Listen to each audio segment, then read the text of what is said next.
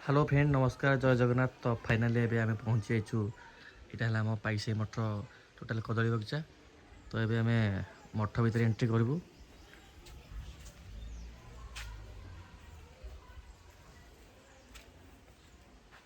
तो एठी हमर बुढ़ी अछि। एटा हमर सब माने अतिथि आसिले सब केन्द्र रहिबे सब माने सिस्टम करा है। अतिथि रहिबे एटा हमर बुढ़ी आई सब सेज सब सजाडुची। आई आई आई अन्ना आई हम सजाडुची त सुबदान ठीक से। तो आगे हम जिबा मठर एटा हला मठर हमर फ्रंट दुआरटा। एपट सब रोषेई घर गुरु महाराज पूजा ये तुलसी ओषा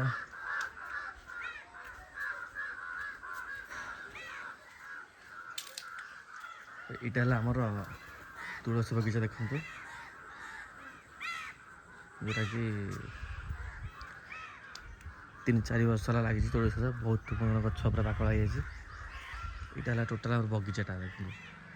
तो बगीचा रे लगी कदली इटा लगी आंब देखंतु आंब भी होती टिके आंब माने प्रथम आंब होती इटा।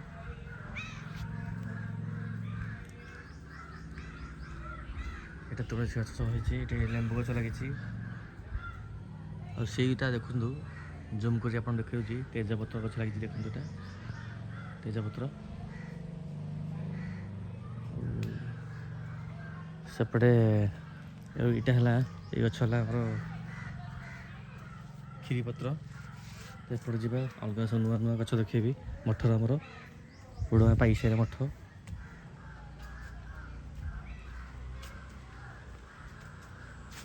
इटा गोटे नुआ फुल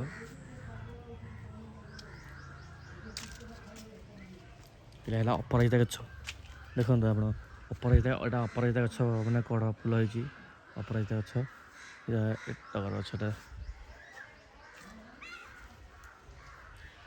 छोटिया गछटा अपराजितार छोटिया गछटा गोटे मिर्सिया गछ लगी एटा सेप्टा गछ देखो।